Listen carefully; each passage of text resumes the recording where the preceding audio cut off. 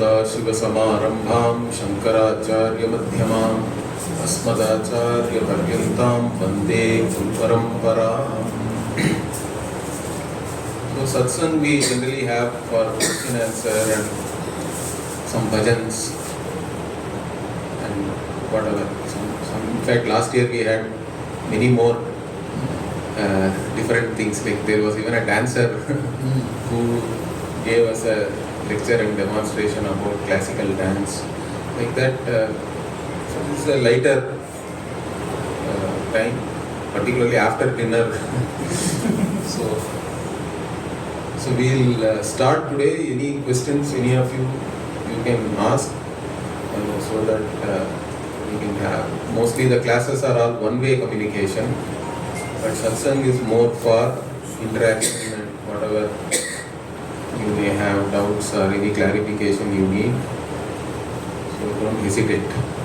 It's very important that you get clarified, because we are talking about knowledge. Means clarity is the most important thing. And for that, there cannot be any doubts, correct? So, anybody, anything? Yeah, go ahead. As Kalyani-ji said, we have the parampara from knowledge transferred from guru to guru. And like said, guru to shishya, and that shishya became guru, and then it transferred. So how does Ramana Maharshi went into that part, and how does his enlightenment happen?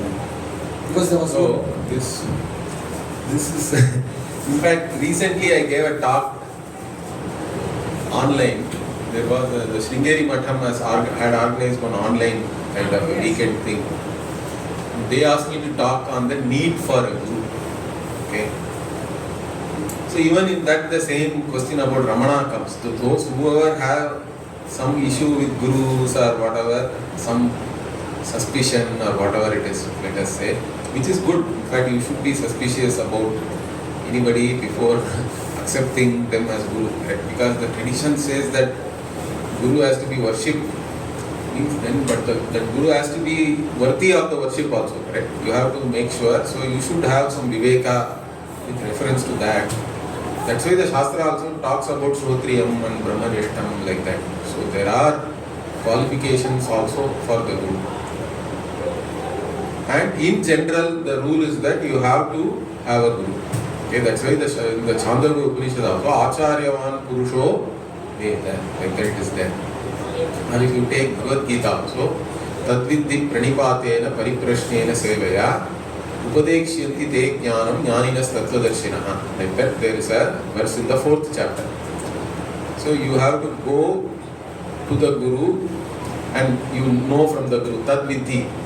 Learn that or know that how pranipatena, by doing namaskara, pariprashnena, by asking questions, by having a discussion, samvad, that means of course we are open to all questions, but the question has to be to ascertain the truth, not for some whatever vitanda vadam and all that.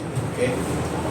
And sevaya, you also have to be ready to do seva to the Guru, because that shows your attitude also, that you are ready to do anything to gain this knowledge.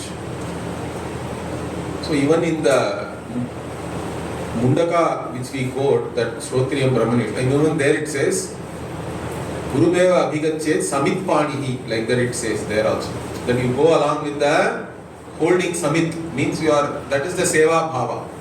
If you are ready to pick all this Samit for the Guru, so that in those days the Gurus were also not just Vedantins, but they were also Vaidikas, right? They were doing big Yagashalas and all they had. So every day they were doing Agni Karya. So for that you are ready to help for that. That's what shows that you go along with the Samit in your hands. So this is the general rule. Okay.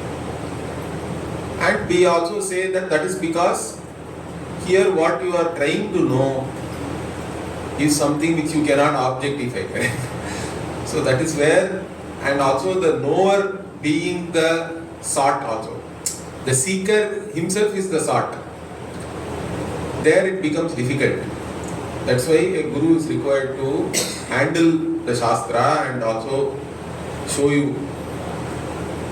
The Guru's Vakya are actually the Pramana here.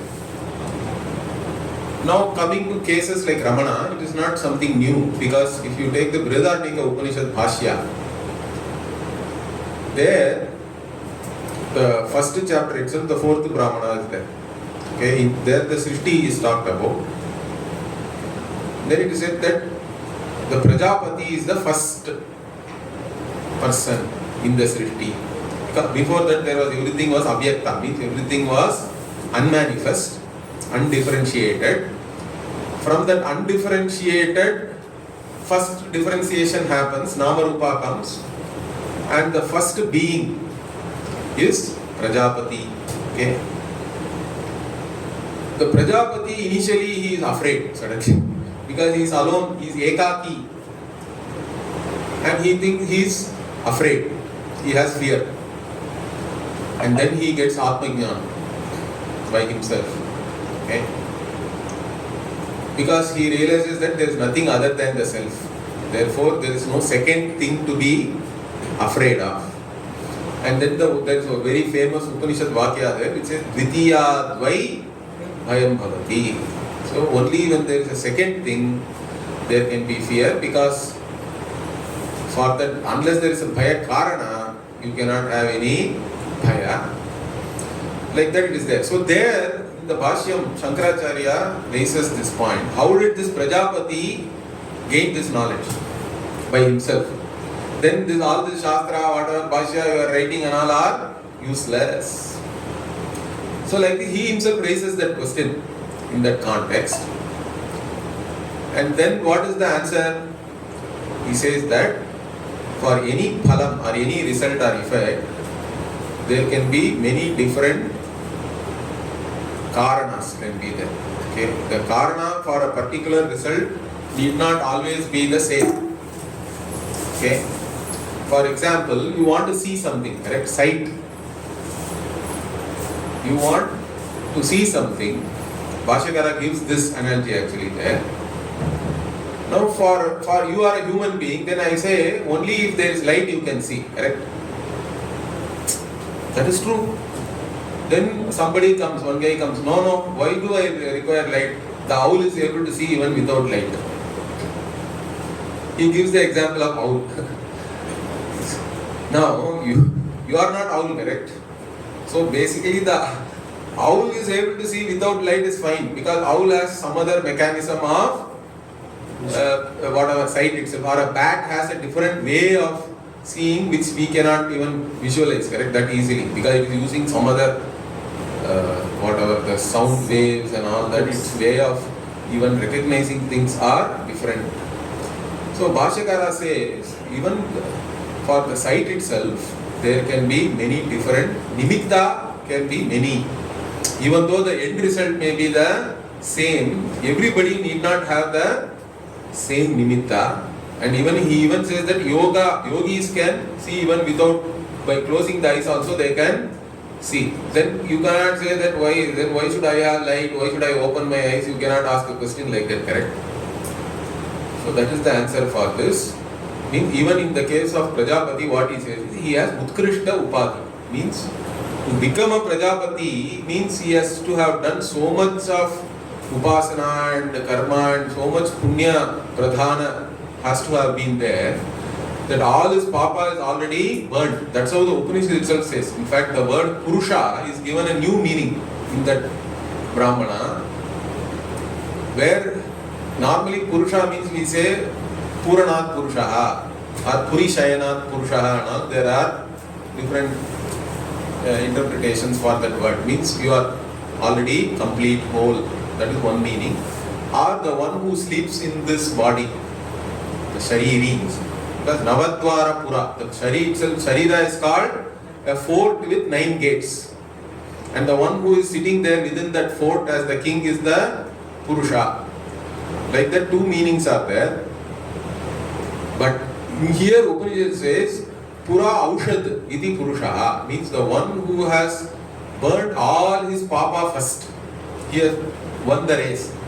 Whichever jiva has burnt all his papa by doing so much of karma and upasana and all that, that person only becomes the next Prajapati by beating everybody else. Okay. So that means that Prajapati's Upadhi is so Utkrishta, means it is very much pure and all that, correct? The Sattva Pradhana is there. So Prajapati can have knowledge without anybody teaching. But that does not mean that it's a general rule or anything. As a rule, everybody has to go through Shravana Manana Nidhyasana. They have to go and approach a guru. And only the one who has a guru can gain this knowledge is the rule. But there are always exceptions. So we cannot quote the exception and say that the rule does not apply. In fact, only because the rule is there, there are even exceptions are also there. So we have to understand that. Even in the case of Ramana and all, there are two things we can say. One is, of course, Purva Janma is very important, since we all accept Purva Janma, and he must have already had in the Purva Janma some kind of sadhana and all must have been done, and already must have approached a guru, undergone Vedantic studies and all that. And then in this life, so whatever little bit only, so he, in the particular case of Ramana, he had a certain experience and all when he was a school boy, and then he went to Tiruvannamalai and then he sat there. The other thing is, while he was sitting in Tiruvannamalai also, we don't know whom all he met or what kind of Upadesha he had. We have no idea about that. So that also is there. So that is important, that we understand that. And also in the Gita, Bhagavan himself, there is in the 6th chapter, there is a portion about Yoga Prashta. Okay, Arjuna asks that even those who have come to this Vedanta and all that, and those who are doing sadhana, even for them, this bringing the mind under the mastery is not easy, correct? Mano durnigraham chalam and all he says. It is like your mind, bringing the mind under your mastery is not very simple. It is a very difficult task.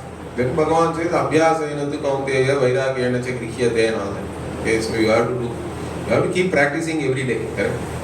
Abhyasa is very important, and also vairagya is very important. Vairagya means you are not distracted by anything else, correct? Once you are a mumukshu, all other pursuits do not matter. You should have focused, one-pointed, your pursuit should be only this. So in that manner, if you have a lifestyle, then you will definitely have mastery over your mind. This knowledge also, once you are taught by a proper guru, you can never say that I do not know. That is the beauty. Okay, you will definitely know. You can never say I am not a jnani. You may have some reservation to claim that I am a jnani, which is a different thing. But you can never say that I am not a jnani, you cannot say, because the teaching is so clear, communication is very clear, means knowledge has to take place. There is no doubt about that. All of you are jnani only. There is no doubt about that. So that being the case, but still some people may not have whatever. They are in the pursuit, but they slipped, let us say. Those people are called Yoga Prashta. Then what will happen to them? Like this Arjuna asks, that Bhagavan says that, he says that Partha naiveha namutra vinashastasya vidyate nahi kalyana krit kaschit durgatim tata gacchati. Like this he starts the answer. So for this, even one who has already come in this yoga, karma yoga and jnana yoga, for that person there is no vinasha, whether here or hereafter. Correct? Okay. Iha amutra, there is no vinasha. And he is a kalyana krit, he says. Nahi kalyana krit kaschit durgatim, there is no durgati also. And then he says, prapya punya kritam lokan ushitva shashvati samaha shuchinam srimatam gehe yoga bhrashto vijayate. So this person will gain nice punya loka only he will get. And even after that he will be born in Srimatam Gehe and all that. He will be born in a family which is wealthy, resourceful and all that. Otherwise he says, Athava yoginam eva kule bhavati timatam. Otherwise he will be born in the family of yogis who are already well versed in this knowledge and all that. Then he says one very interesting thing. He says, Tatra tam buddhi sanyogam labhate paurvadehikam. He says he will get connected to whatever buddhi he already had, correct, in the previous life.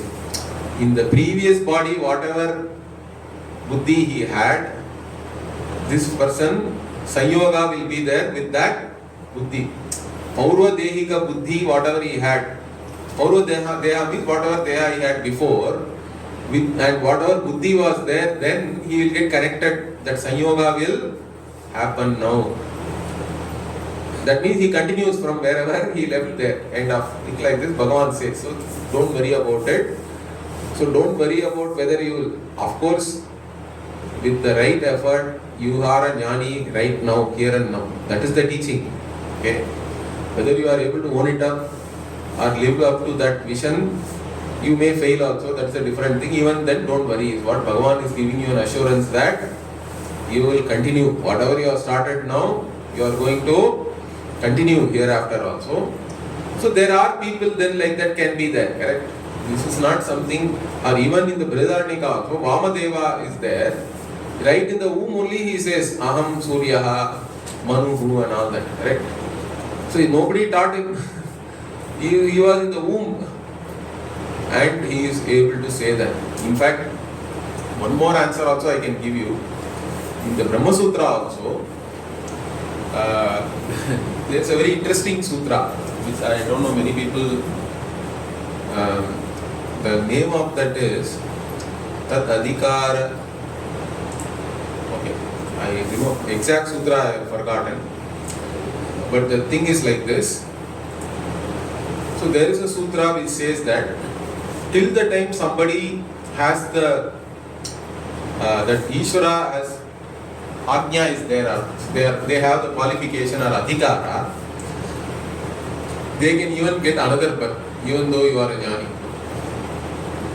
Even though you are a jnani, see, normally jnana means one way of talking about moksha is that there is no punarapi jaranam, punarapi maranam and all that, correct? I won't have another birth and all that.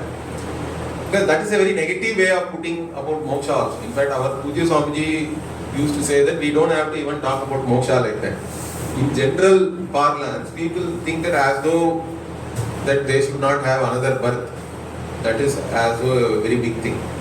Even that is not really a big thing, because in the Brahma Sutra also it is accepted that even jnanis can take another birth if Ishvara Ajna is there, that you take one more birth and you have something to do there, let us say, means you have to do that. But you are born with the knowledge that I am not a Karta Bhokta, you are born with this knowledge, but still you go through that as though you are an actor in a drama or whatever, correct? So the actor always knows he is not the character. There is no confusion. Confusion is there because if the actor really thinks he is the character, then only it is a confusion, correct? Then it's a problem. That is what other people are having here. But a jnani can also be born like this. Like this, there is a Brahma Sutra, and Bhashyakara gives lot of, from the Puranas and all that, he is giving a list of people who are like that, who are born as jnanis. So all these things are there. So I hope you had some clarity, correct? So anyway, this quoting the Ramana and all that and then saying that I won't have a guru is not very intelligent, I would say. You don't have to go that way. All normal people have to go to a guru and study the Shastra properly. Okay, and systematically you have to study.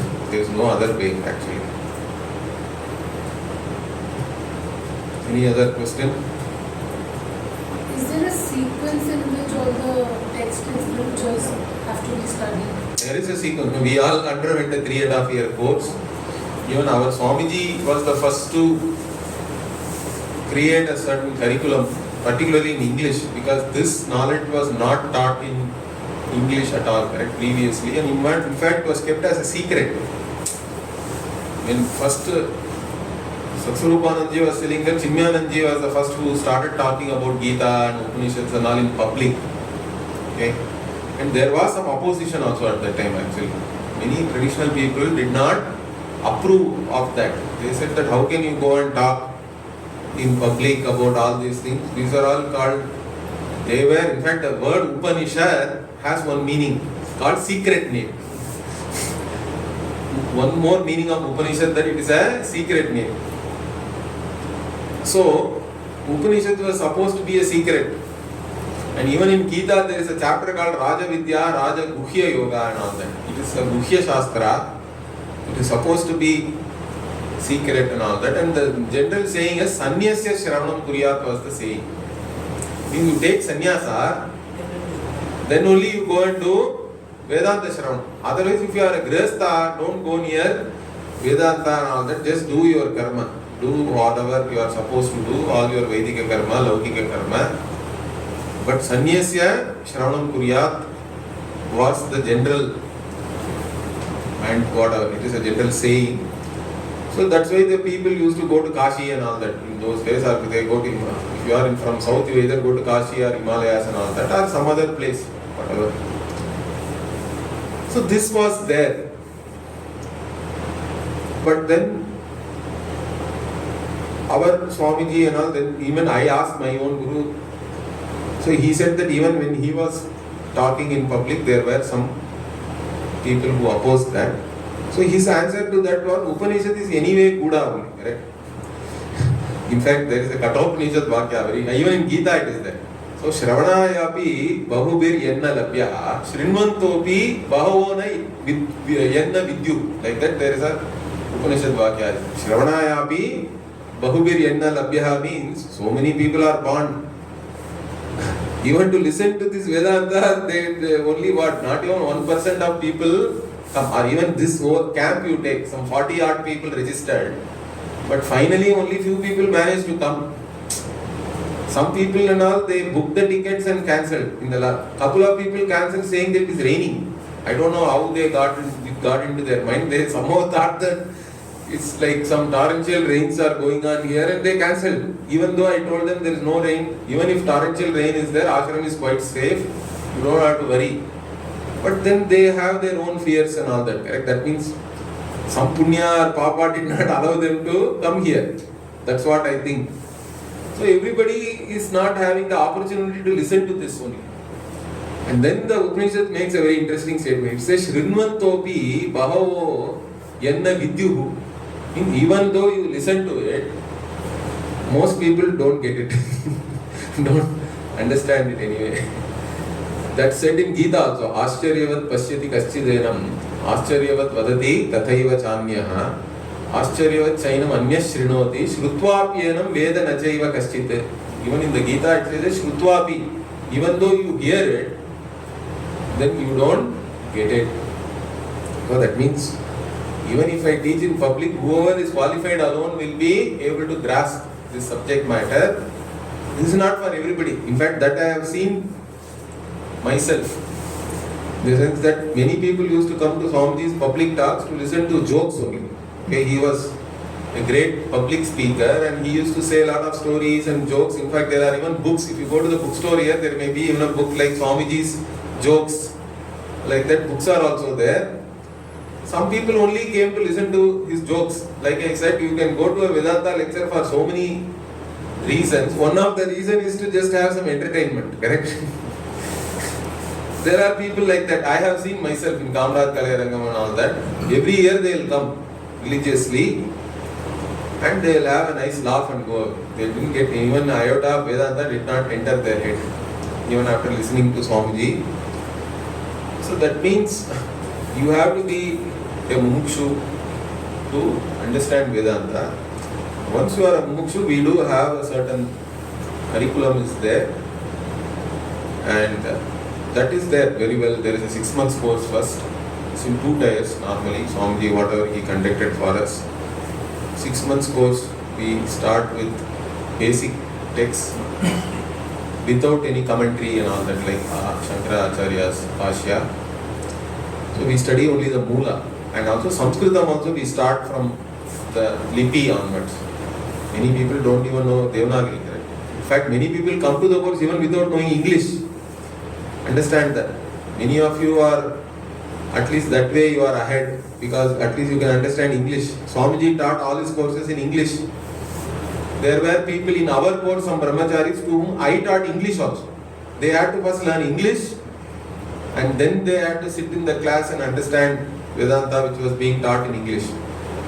And there are many Japanese also who didn't even know English, understand that. They all spend a lot more time and effort in first learning even the language and then understanding this.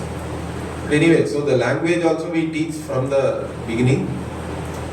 That is the 6 months course where we have Tattva Bodha, then there is an introduction to Vedanta. Right? It starts with introduction to Vedanta and values that other Swamiji was telling today, correct? Amanitvamadam Titvam Ahimsa Kshanti Rajyavam Acharyopasanam Shaucham Sthairyamatma Vinigraha Indriyarteshu Vairakyam Anahankara Evacha Janma Mrityujara Vyadi Dukhadoshanu Darshanam. Like this it goes, like 20 values are there.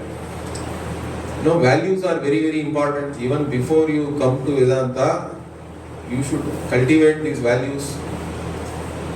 Unless you have these values, this vision of the Shastra will not really touch you. Let me say that. So those are very important. Those only make you qualified for this jnana. Why it is very important is, understand that human beings, the conflict is very simple for any human being. The human conflict itself is a very simple conflict. One side you know what is right and wrong, correct? Everybody knows what is right and wrong. Samanya Dharma, everybody commonly senses. I know what is right, what is wrong. You can never plead ignorance there, understand? Even though you may give some excuse that I didn't know it was wrong, so I did it and all that, really you know what is right and what is wrong. Even if you don't know what is right and wrong, as a human being you have a responsibility to know that, understand that. Shastra says that even if you are confused, go and ask those who are committed to dharma and get clarified. So you can never plead ignorance with reference to right wrong. In fact, ignorance is not a defense even in a court of law. Okay, understand that. So, one side we all know what is right and wrong. Means you know what is supposed to be done in a given situation. But another side is your own likes and dislikes, correct?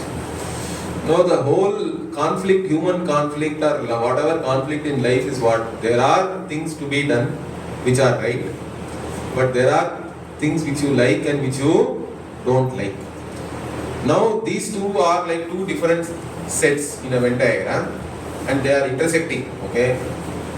Now whatever you like is right means you are spontaneously dharmic, you are spontaneously happy, everybody else also is happy around you because you are doing the right thing, correct? There is no conflict within you and you are not creating any conflict outside you also, in your surroundings. Similarly, whatever is wrong is what you don't like also, no issues. Internally there is no conflict. You are not creating any conflict in your surroundings, around you, amongst whatever. Our world is very small, correct? Maybe 100 people know you. That's all is your world really. How you affect those 100 people in your life makes or breaks your life. But where is the problem? Whatever you like is not the right thing, correct? That is where the conflict comes. Whatever you like, somebody said whatever I like is either illegal, immoral or calorific, correct? That is the truth. Whatever I like is illegal, or even if it is not illegal, it is immoral. You know it is immoral. Or it is not something you are not supposed to eat, you want to eat it. So what do you do under such situations? Shows whether you are a mature person, whether you are qualified for being a Vedantin or not. As a Vedantin, if you have a mastery over your own likes and dislikes, you have no choice, correct? You have to always choose the right thing. Whatever, whether you like or not is immaterial. You have to choose the right always. But whether you do it or not, only you know that, correct? Nobody else needs to judge you. We all the time we are judging ourselves only, correct? We all know what we do, what we don't do, etc. So you will know. If you are qualified, you are qualified. Whether you have mastery over your own likes and dislikes. So that is success for us, in fact. One of the important things I tell even youngsters nowadays, many people wherever I go, correct, they don't want to listen to anything. I go to somebody's house, they will say that, why don't you talk to my teenage daughter or son, or they are going to go to college. You have to instill something, some values in them and all that. So they all are interested in their children. I also, okay, I can tell them that no, you only have to be the whatever. See, your children means you have to be the role model for them. But they don't want to do anything themselves. Or they think that already their life is over and they cannot do anything anymore. Or if I say also, he will not listen. That is another problem. When children are growing up, at some age they become rebellious and all that, and they don't want to listen to their parents. That is also a natural thing, I think. So anyway, what I tell even children is nowadays is that success is not fulfilling all your likes and dislikes. That is a wrong idea. In fact, that is being fed even through whatever media nowadays. Correct? It's not that you, in fact, by having an idea like that, you are setting yourself up for failure. Because nobody can fulfill all your likes and dislikes. Understand that. It is never going to happen. Even the most accomplished person in the world, if you go and take an audit of that person's likes and dislikes, that person will say 95% of the things never got fulfilled. Means he will also have an idea that I am a failure. What to do? You may think that that fellow is very accomplished. In his own, in fact, that is true also, correct? Many times, many celebrities and whatever, very accomplished people, we think that fellow is miserable, really speaking. You go and talk to that guy, he is not feeling anything, because for him, once you have accomplished something, that accomplishment is not that great. Understand that? Okay? Even like you are climbing Everest, let us say, till the time you reach the summit, it is some big thing. Once you go there, what are you going to do? You tell me. Maybe you can be there for 5 minutes. Nowadays they can take a selfie. In those days, that also they couldn't do, I think. Initially, when Tenzing Hillary and all went, I don't know whether they couldn't even take a photo. Nowadays, okay, you take one selfie from Everest and okay, you put one post. That's all you can do. It's nothing great. Afterwards, it's not a big deal, correct? Like that, the thing here one has to understand is fulfilling your likes and dislikes is not success. That's not how our Shastra also looks at it. Our tradition does not look at it like that. Your ability to do the right thing is the success, is the marker of success. And your ability to do the right thing means what? You are free enough to do the right thing. That is the real freedom also. Even freedom nowadays is defined as whatever I like, if I am able to do, then it is freedom. It's not like that. In fact, nobody can even do that, because your freedom stops when the next person's toes are there. Right? You cannot step on somebody else's toes. So there is no absolute freedom or anything. You cannot do whatever you like. It's not like it's my rules, my way and all that. People even wear some t-shirts nowadays. Even that is not correct. There are no my rules. Already there is a commonly understood value, matrix of values are there, right? Because in fact I always say everybody is 50% dharmic. Why? Because you are very clear about what others should do to you. Others should always tell the truth. Others should speak very pleasantly to me. They should not abuse me. They should not threaten me. They should not whatever. You are very clear about how others should behave towards yourself. That means you are 50% dharmic. Then what is the other 50% is the problem. Why? You know very well the other fellow also expects the same thing. That means already there is a commonly understood matrix of values. This is what we say samanya dharma. It is samanya, it is commonly sensed by everybody, and you cannot go against it. If you go against it, means you are knowingly doing something wrong, and that means you are going to have guilt, you will have fear, you are also going to have low self-esteem, because if you know that it is wrong and you are still doing it, means you are not going to have any self-esteem also. You cannot look at yourself proudly. So all these things are there. So what is the thing then which one should do to succeed in life? Means your ability to do the right thing in spite of your likes and dislikes is the marker for success. That is what Siddhi, like this Bhagavan says in the Gita also. So So do whatever is to be done in a situation in spite of your likes and then only you are a yogi also. That is person is called yogi. So yoga is not like you do all this. Hatha yoga alone is not yoga. Yogi means buddhi yoga only Bhagavan. In Gita, yoga is buddhi yoga. It's a yoga of attitudes. And whatever attitude you have, the correct attitude, you have to do accordingly. And that's how. So that success itself is being free enough to do the right thing. That is the real freedom. Freedom means you are free enough to do the right thing. Otherwise you are only a slave of your own likes and dislikes. And that's not real freedom. So this is something which I always tell even youngsters and all that. I hope they understand that. Many people do understand that. And that should be their guiding thing also. First you should understand what is success in life correctly. Then only they can pursue it, correct? Otherwise, if your understanding itself is wrong, then all your efforts are only going to go in the wrong path, correct? In the wrong way. That's not good really. So this is something very important that we understand. For a Vedantin it is even more important that we qualify ourselves. What is the qualification for yourself?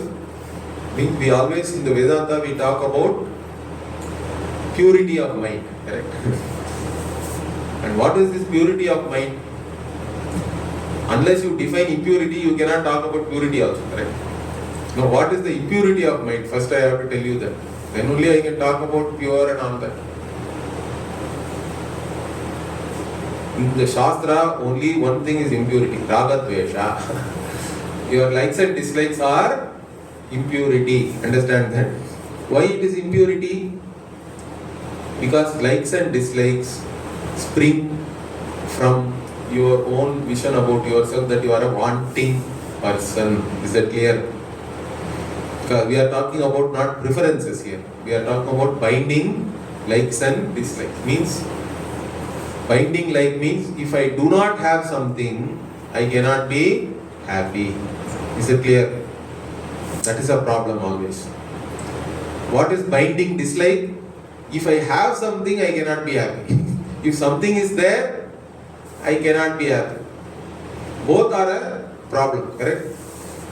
And both are not under your control also. It's not really, the world is so vast and you are so small as a jiva, you cannot really always get whatever you want, nor you can get rid of whatever you do not want also. But if you still have a notion that my likes and dislikes only I want to fulfill, means you are going to be a miserable samsari only. You have no way of getting out from there. So anyway, the raga dvesha is only reinforcing your jivatva. Is that clear? As an individual, that you are a wanting person, that is reinforced all the time by binding likes and dislikes. That is why they are called impurities. Is that clear? Particularly for a Vedanta. In fact, in another place, Bhagavan says, Dharma aviruddha kamosmi bharatarshava. So understand this. Desire itself is not a problem. Kama is not a problem. Kama is a problem only if you are under the spell of the Kama. Otherwise it is a Shakti. It is like any power can either be a privilege or it can be a curse also for you. Understand? You have to be wielding any power responsibly. Now for us, Icha is a Shakti. Icha Shakti we say. The ability to do is also a Shakti. It is a Kriya Shakti. Ability to know also is a Shakti, Jnana Shakti. So Icha Shakti, Kriya Shakti, Jnana Shakti. All these we are endowed with all these Shaktis. And who has endowed it means Bhagavan only is there as all these Shaktis in us. He is manifest. He says that in so many words, correct? Dharma aviruddha kamaha aham. I am there in you as the desire which are not against dharma, but he puts a qualification there because dharma aviruddha kama is really you are going with Ishvara niyati. That means you go along with the right, whatever is right in a situation. Why do you feel good whenever you do the right thing? That also you should understand. Because whenever you do the good, the right thing, not the good, whenever you do the right thing, you feel good. because you are in harmony with Ishvara. For us, dharma itself is Ishvara. Dharma is not that Ishvara has given you a commandment or anything. For us, everything is a manifestation of Bhagavan. So right and wrong itself is a manifestation of Bhagavan. And whenever you are in tune with that, you are in harmony with that, you are in tune with Bhagavan. You are going with Ishvara Niyati.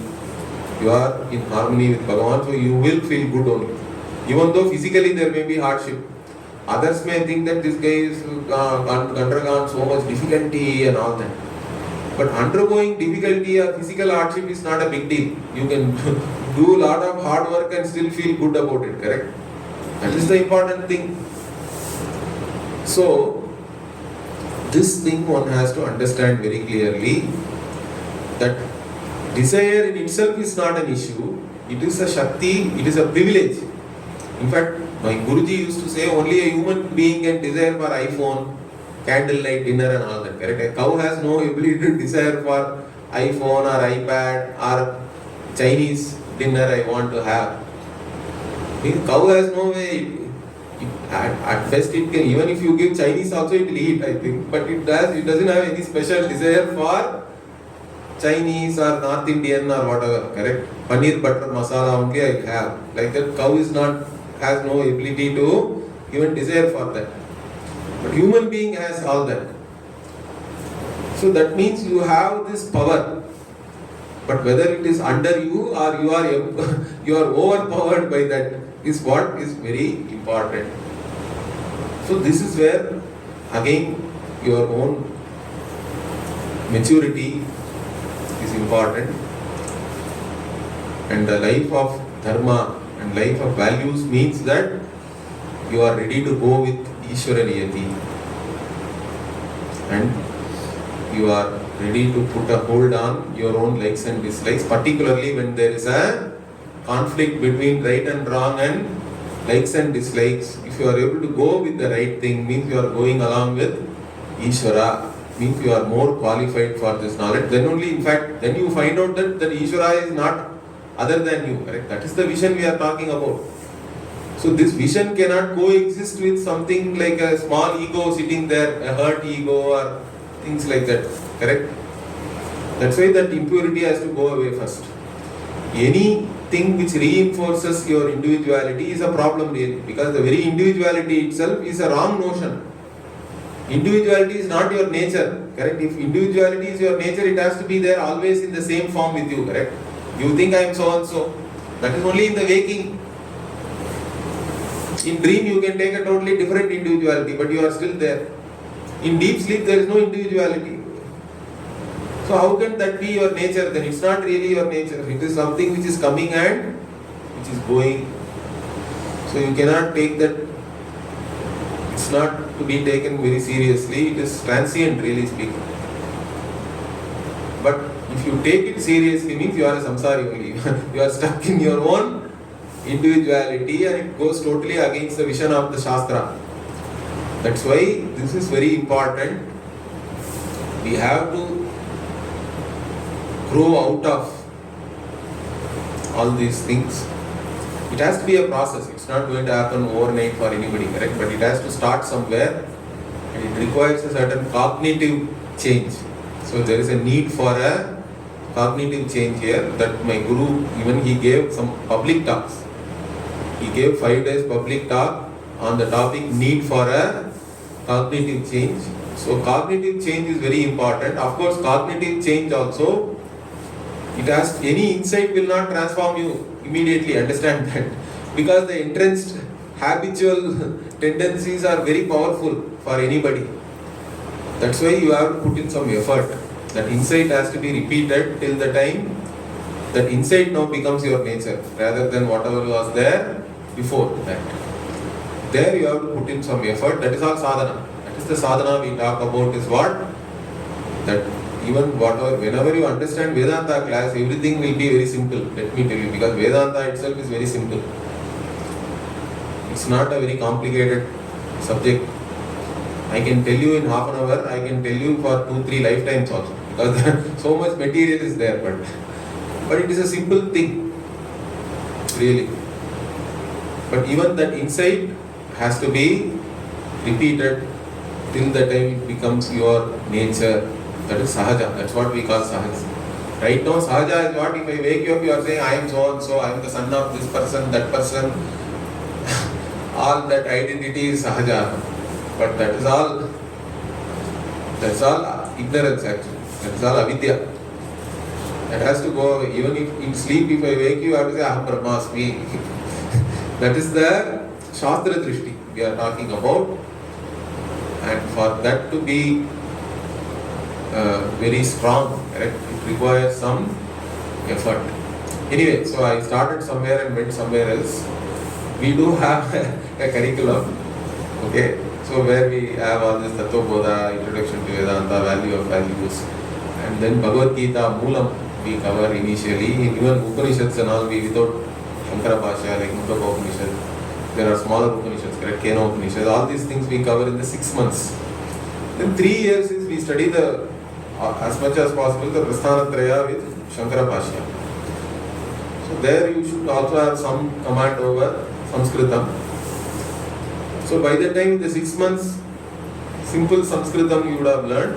In the 3 years, normally we teach you also Paniniya Vyakarana also. The Paniniya Vyakarana gives you a certain, let us say, intellectual rigor or a discipline. And so it is important. This in the tradition, both the Kanadam Paniniyam cha Sarva Shastra Sadhakam, like that, there is a saying is there. Means this Nyaya Vaisheshika is there, Nyaya, our traditional Nyaya Shastra, and the Vyakarana Shastra, they both are common for everybody. From there only, basically it is like, even like when we were studying in engineering, we used to write all these entrance exams, correct? GRE and all that if you want to go abroad. Even in that you had quantitative, analytical and this English was there, correct? Verbal, quant and analytical only they used to have test. So verbal is basically Vyakarana. And analytical is all the Nyaya Shastra in our case. And quant is of course mathematics and all that. Even quant also we have to, Ganita and all is there, even in our traditional Ganita is there, very interesting. There are Leelavati, like that. There are texts which are very interesting. But anyway, so basically the verbal and analytical one should have in general, then only any subject matter you can study. So for that's why we teach all these things along with the Vedanta Shastra, Prasthanatraya Bhashya and all we study. That is the curriculum for 3.5 years. Even in that, some Upanishads and all we cannot cover fully, like Chandogya and Brihadaranyaka themselves are huge. So all these, like we keep hearing Charak Samhita, Sushruta, Vivek Chudamani, so all these are part of the Vedanta study. Sushruta is not part. Sushruta is all Ayurveda and all. So that is nothing to do with Veda. They are separate. Yeah. See, the Veda Angas are there. Okay. Traditionally, when somebody has a Upanayana and then go to Gurukula, then you are supposed to study the Veda, correct? But that is called Sangha Veda Adhyayana. Veda Adhyayana means, nowadays in fact Veda Adhyayana is also, it has undergone, let us say, a decline, I would say, in the sense that people only memorize the Veda. They don't have any understanding, or even Sanskritam and all, they don't know much. They know how to chant, they know how to do a ritual and all that, that's all they know. Even that ritual and all, they have not studied properly. They just know whatever their guru is doing, they will know how to do in the same manner, that's it. But actual Veda Adhyayana means, in fact now at the end of this week, on 19th, we have something called Upakarma. Okay, what is this Upakarma? Means only 6 months in a year you are supposed to newly memorize the Veda, whatever the Vedic chanting. Only 6 months of the year you are supposed to study. From now, Ashada Masa is there, correct? From the Ashada, in fact Shravani becomes Avani next. Right now it is Ashada, but so the Shravishta Nakshatra, the Paurnami will come most probably, I think.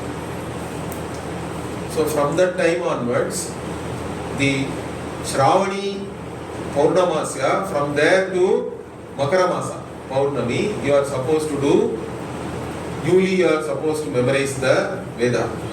Afterwards, for 6 months, you won't newly study any Veda, but every day you keep doing Swadhyaya, you keep chanting the same thing to remember it. But the next 6 months, you are supposed to study the Angas, the other things, the allied subject matter, which are what? There is called, we say Siksha, Kalpam, Niruttam, Vyakaranam, Chandas, Jyotisham. Like this, there are 6 Veda Angas are there.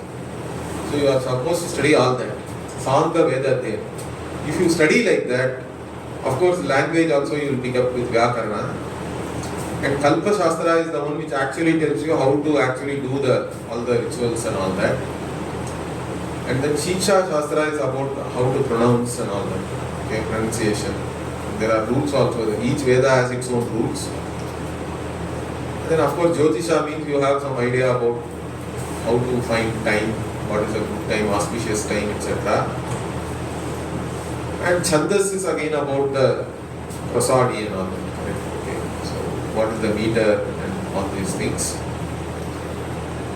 So with all this you are supposed to study. And Nirukta is the original dictionary, correct? Or the thesaurus kind of a thing. So you both have vocabulary and grammar. Vyakarana and Nirukta. If you have all these things, then you are Vedic knowledges. You have done proper adhyayana. For this 12 years it will take. Nobody wants to spend 12 years nowadays. They want to finish it as soon as possible so that they can go and do all this Vaidika karma and earn money. Correct? They want to earn money. Some people don't even do complete adhyayana nowadays. Because even within the Veda, only few things are all useful mantras. They call Upayukta mantra or Upayoga mantra. They only study that for 2-3 years and then they are free to go and do whatever Vaidika karma. So it has become a livelihood thing. But ideally speaking, you are supposed to study like this for 12 years. And then after that you have to study the Purva Mimamsa, they say. Mimamsa is another Darshana or Shastra, again very useful because they give you all the principles of interpretation of the Veda. So how to understand the Veda. Mimamsa is more like the current law degree and all that. Because law is all about interpretation, correct? In fact, by interpreting, you can even totally overturn the original intention of the whoever passed the law in the legislative assembly and all that. But anyway, so the idea is that all these things were studied by our people. Then only they came to Vedanta. So by the time one comes to Vedanta, they knew all these things. And so they had a certain background. Nowadays also the regular education is supposed to fill in there, correct? General analytical skills and language skills and all you are supposed to have. Specific things we fill up during the course for you. And that's how the whole thing is taught now. And also teaching in English is a challenge in itself because some words and all you cannot really translate very well. There are untranslatables are there. So that's why you have to be careful of the words which we use. So our Swamiji, one of the important contributions is that he was very careful with the words he used. Because this whole thing is in words only we have to convey to you. The whole communication is happening using words. So in the same meaning in which I am using the word, you also have to understand it in the same way. Otherwise, knowledge cannot be transmitted. So that is very important for us. And we are very careful about that. In fact, that is why many times I tell my students also that don't even think in words which I don't use. If I am not using a word, means there is a reason for why I am not using it, because I think it will confuse you. Because many times the questions which come to me are because they are thinking in their own, when they are assimilating whatever they have learned in the class, they are trying to assimilate it using words which I did not even use in the first place, which they may have picked up from somewhere else and all that. That also is a problem, really speaking. Okay, so these are all some of the important things here. Anyway, any other question? Or I think we are almost here. We'll continue tomorrow. Om Swasti Prajabhyah Paripalayantam Nyayena Margena Mahim Mahishaha Go Brahmanebhyah Shubhamastu Nityam Lokas Samasta Sukhino Bhavantu Kale Varshatu Parjanyah Prithvi Sasya Shalini Desho Yamsho Bharahitaha Brahmana Santu Nirbhayaha Sarve Bhavantu Sukhinah Sarve Santu Niramayaha Sarve Bhadrani Pashyantu Ma Kaschit Dukkha Bhag Bhavet Asato Ma Satgamaya Tamaso Ma Jyotirgamaya Mrityorma Amritangamaya Om Purnamadah Purnamidam Purnat Purnamudachyate Purnasya Purnamadaya Purnamevavasishyate Om Shanti Shanti Shanti Hari Om Shri Gurubhyo Namaha Hari